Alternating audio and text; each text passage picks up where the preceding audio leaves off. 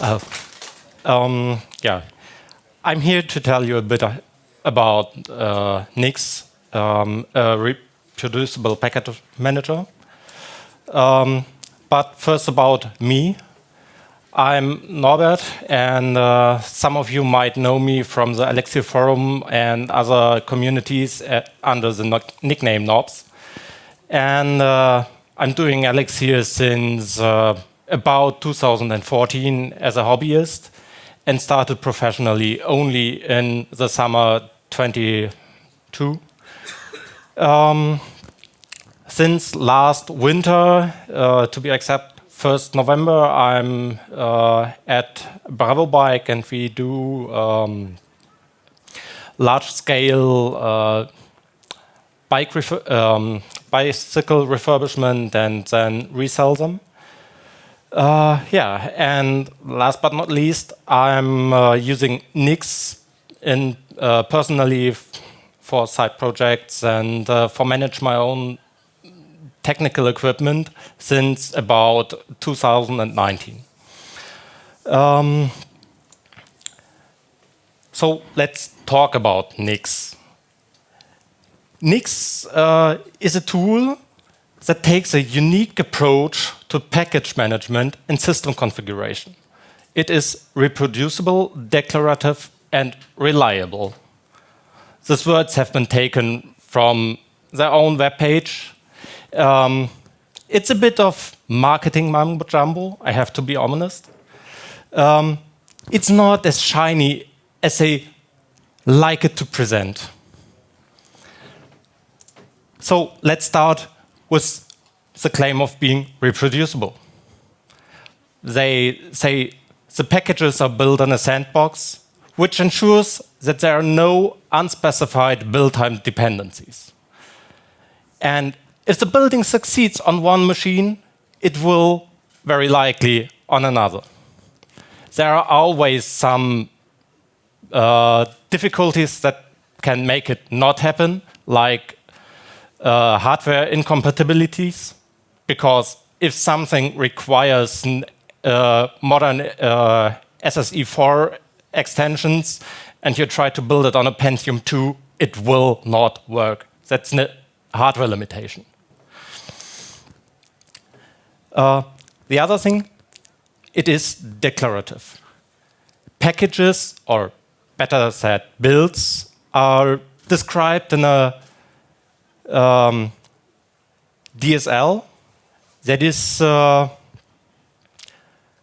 quite convoluted. It is a bit unknown and foreign, and yeah, it's not always easy to understand. But we can, with this language, define how our package shall look like, how it has to be built, what it depends on. And the important and interesting thing is that we can easily derive a development environment from this package description. So I have a package called hello, and I know it requires GCC, it requires GNU-Make, it requires AutoTools, and I can quite easily create a development environment within their source tree by simply entering nix -shell hello.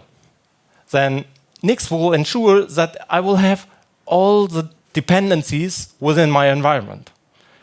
We'll come later to this again. And it is reliable.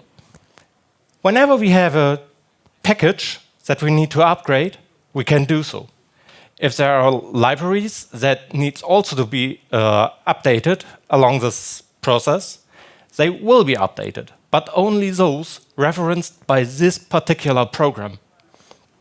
So we can have installed in parallel a program that depends on curl in a version X, and we can have other program installed that depends on curl in version Y. This is not a problem. Both see their respective versions of curl. without interfering each other.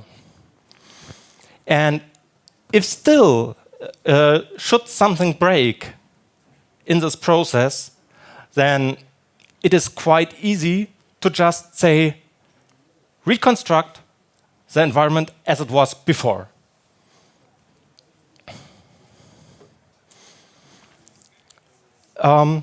So how does this help us? For us as Beam developers, we can quite easily now omit a global installation of Erlang, Alexius, Gleam, LFE, or whatever language tooling is needed. We can, in theory, easily infer this tooling that is required from the corresponding package definition, given we have one. This way, all of our team members can, in theory, access the same environment. It's even down to the system libraries like glibc or WX, which might be required for some. I have heard that WX is still used by some applications, even modern ones, and especially within the Erlang ecosystem. Though, might there be downsides? Of course. Nix is quite an investment, and if you start to use it, you lock yourself in quite tightly. It is an experience you might. Some people who use it and start to like it do not want to leave afterwards. But sure, it is an investment, and it will be hard to find expertise of any kind. And also, once you have built something with Nix, you do not really distribute this build artifact. Nix is mostly a source-based distribution mechanism. So you hand over the Nix definition, you hand over the code you use and build on the other machine. You do not build a release and hand it over, or at least rarely, because this release might have dependencies into the Nix store, which is a certain location in the computer that is used to be able to do this kind of separation. And you cannot really transfer the Nix store as a whole, because it contains dependencies of other projects you might have. It contains dependencies of the systems that are unrelated to any of your projects, and. There are mechanisms to push over the artifacts to other Nix installations, but those have all other problems. Yeah. But how does such a package look like? This definition is quite a simple one. It would pull Nix package as a major base receipt library and similar, calls a function called make derivation, which is a base template for many build processes. And make derivation requires in its base version 3 arguments. It requires a pointer to the source, it requires a package name, and a package version. And the source would be just whatever is in the local folder currently. Make derivation by default works quite like the classic Linux Trinity, where you have .configure, make install. Those are provided automatically. If we have some dependencies like cmake, package config, zlib, we can put those into the native build inputs and build inputs to tell Nix that dependencies are required for this build. The mention of cmake and package config in the native build inputs ensures that additional hooks are ran of these dependencies that will then again ensure that the environment is prepared differently. The package config will ensure that we can find zlib through a C tool called package config. The mention of cmake in the native build ensures that cmake is used for the build automatically instead of .configure and make. Instead, cmake is used to configure and build. And we have a keyword with, which does then replace the former packages. As you can see here, I import Nix packages to the variable packages, which is quite close to a map in Erlang or Elixir. And its fields are then accessed with a dot notation. As it can be quite noisy if you have bigger expressions or package definitions, we can use the with to reduce the noise and lower the repetition such that we do not have to repeat the packages anymore. It is very similar to an import in Elixir, but as we do not have modules but always only attribute sets or maps, it's a little bit different, but you can draw some analogies here.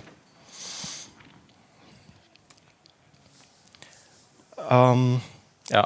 Also, we can override individual build steps. Like here, we do not want to build the main target anymore, but overrode the build phase to call make other target instead, such that the target other target is built and not whatever comes first in the make file. There are also configure phases, patch phases, install phases. We have, did I mention unpack phase? By default, there are 5 or 6 phases which are more or less common to be overridden this way. And we have this small feature, a short and declarative shell definition. A shell definition is quite a simple package that does not build anything, but that references its dependencies. This way we can write down small development environments and define them in a way such that we have a way to quickly spin up something for something we do not intend to build or package, but that we want to develop on. In this case, this is indeed the shell that I used to build the code terminal windows that I use in the slide here. I needed GNU make to run a make file, and I needed silicon to convert code to the small images.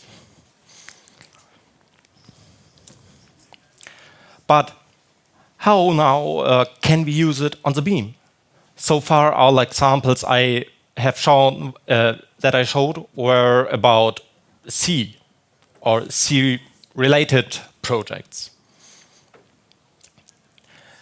Well, we have special builders or a complete package set for Erlang. We can construct a package or an Erlang for always at least 3 OTP versions, straight with what we have in Nix packages. Currently, we can easily build for 24, 25, 26, and 27. This example pulls out 26 and provides a shell with just that Erlang version. And we can easily say, okay, but now I need an Elixir 117 built with exactly this Erlang version. And by default, the most recent OCP is precompiled, available, and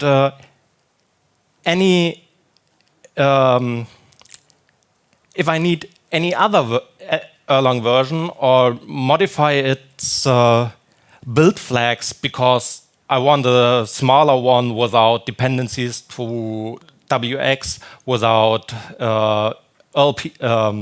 ERD or systemd, I can modify, I can pass a variety of modification flags, and whenever I have something that derives from the pre-built Erlang, Nix will know this, and Nix will transparently compile this version from of Erlang from scratch.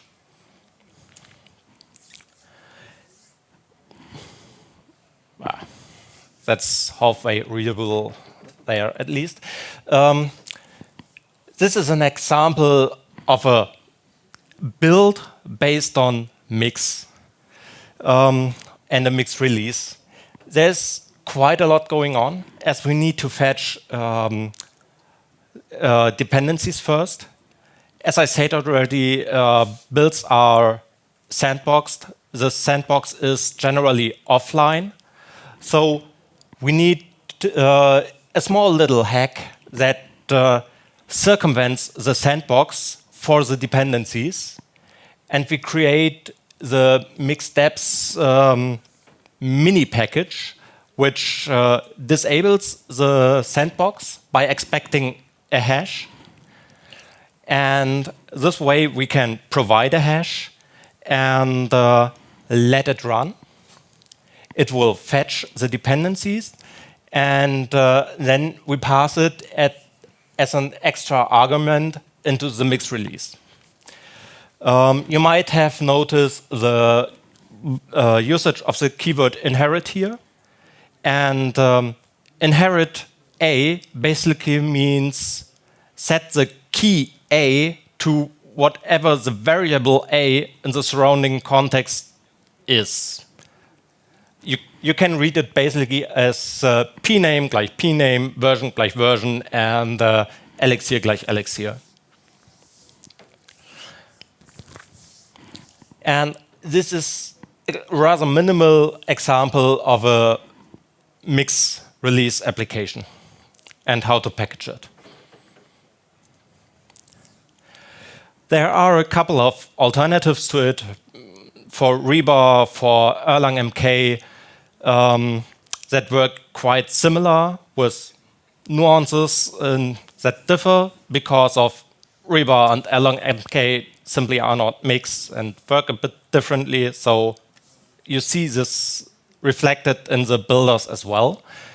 And there is something called Mix to Nix, which would take a Mix log file, generate a Nix file from it that you can run or build, which will then produce a lot of small individual dependencies per hex package.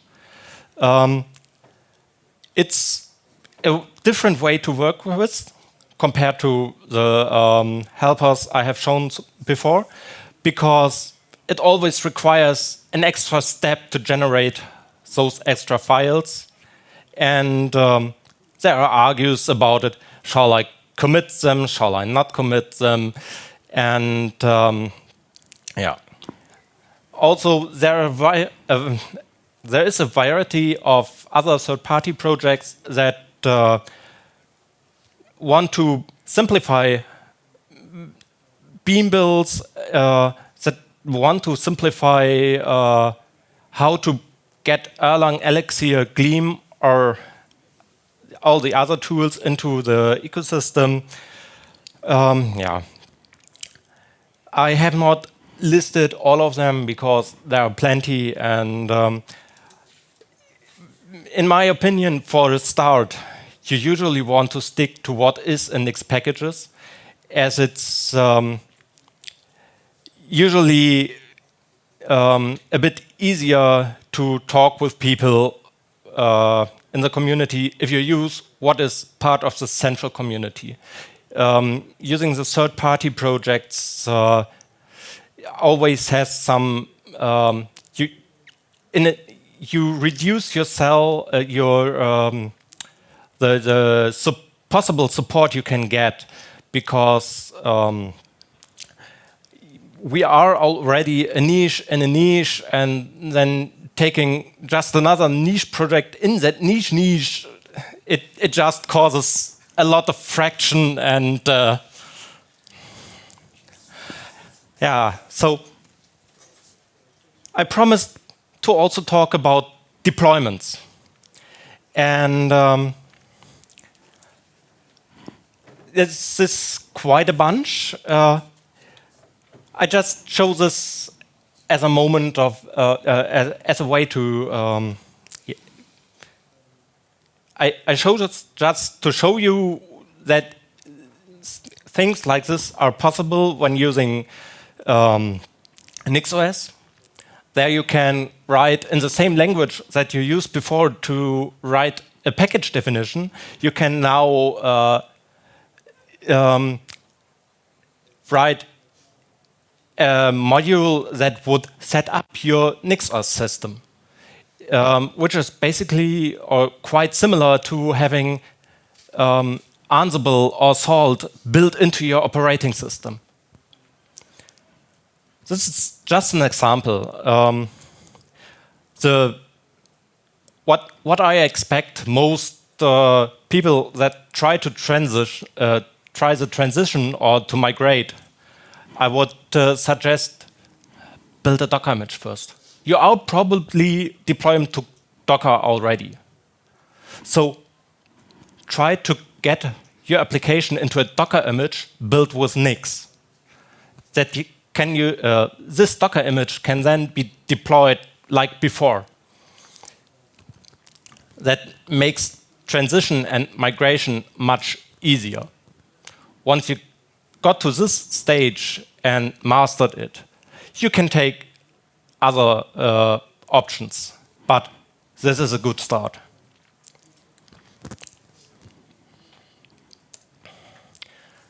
So let's also have a small case study. At BravoBike, we use the software for process management and process steering.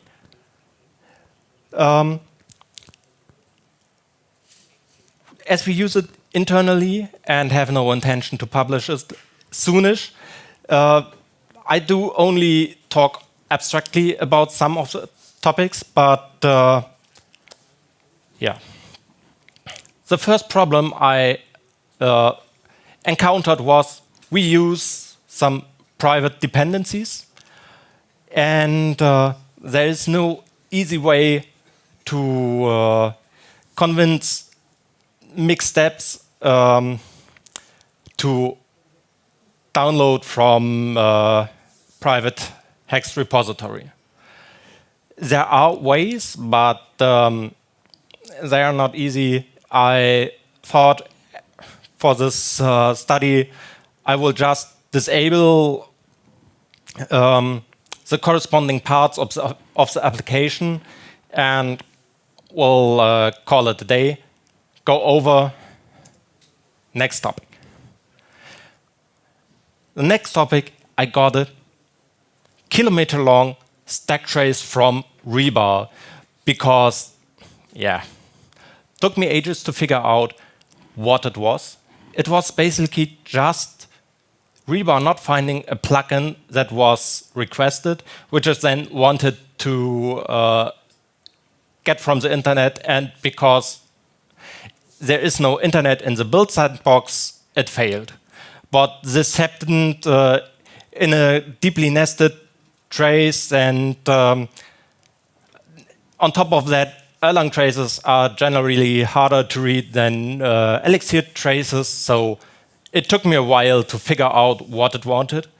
And it took me then another while to figure how do I get this plugin into rebar such that it is able to use it. I first expected I can somewhere pass a rebar with that plugin to fetch to the fetch function or to the builder, but eventually, by studying a lot of code in the Nix package repository, I figured I have to patch the Erlang to provide the rebar 3, which is by default with this plugin. An example of that can be seen below.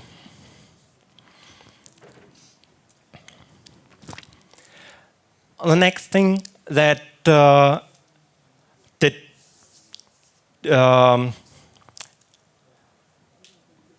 nagged me has been the JSON RS package, which is used in the application to parse a potentially large JSON with hopefully little memory footprint.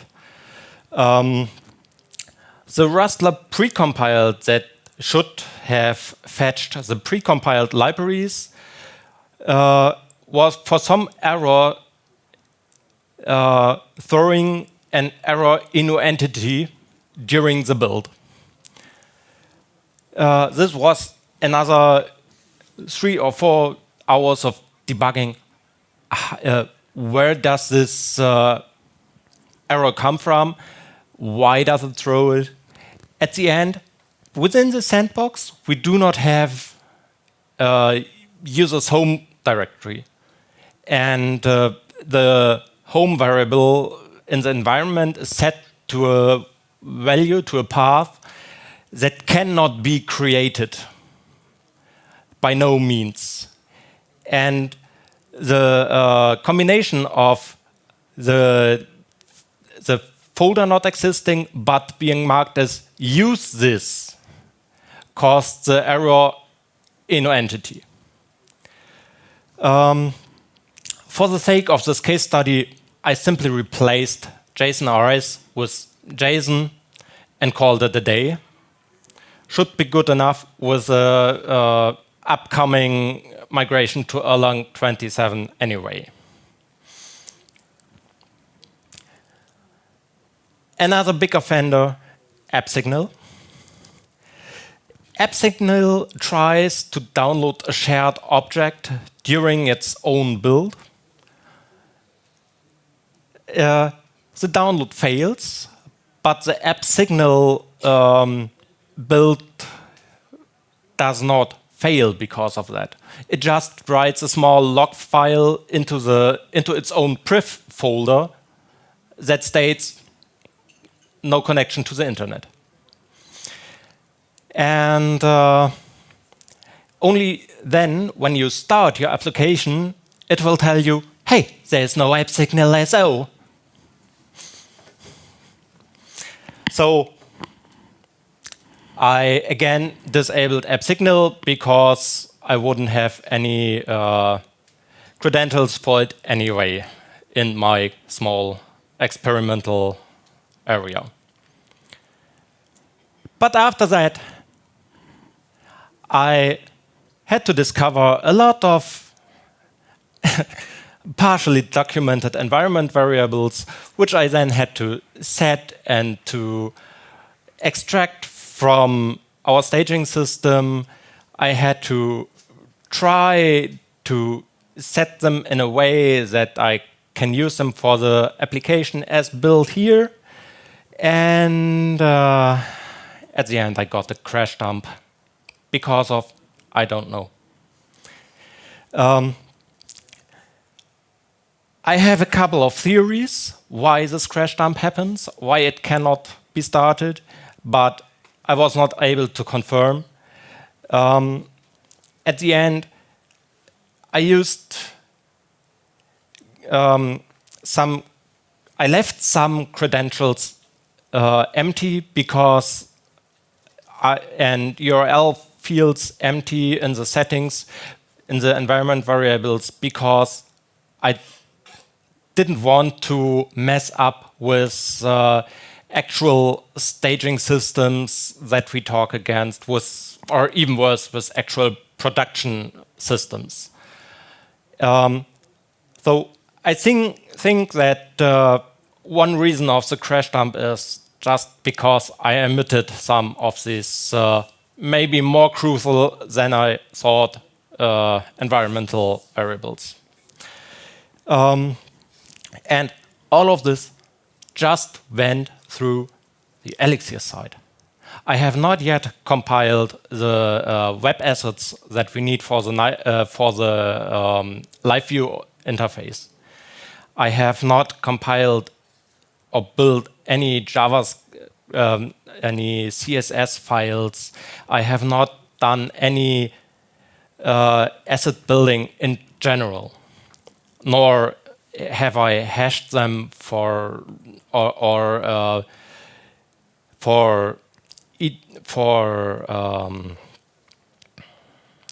caching on the web servers, etc. And combining them in a way that then the application will be able to deliver the static files is a third step. So, my conclusion, Nix is an adventure of its own. And we can say the world is not ready for it quite often, and workarounds are required. This is true not only for Beam, it's true for basically any language that one might want to package or use with it. We have Rust projects that are easy and can be packaged within 5 lines, but we also have some that are spread across multiple files just to get things set up correctly. And using Nix plus make shell, as shown earlier, can be quite powerful and much more powerful than an ASDF, which provides an Erlang and an Elixir in the requested version, but does not ensure that we have certain system libraries available. Yeah. I have to say, there are already Beam-related projects packaged within Nix packages. We have Rabbit as one of the biggest and well-known packages. Pleora is packaged as a Fediverse, not client, the other thing, server. Yeah, and this would end my talk.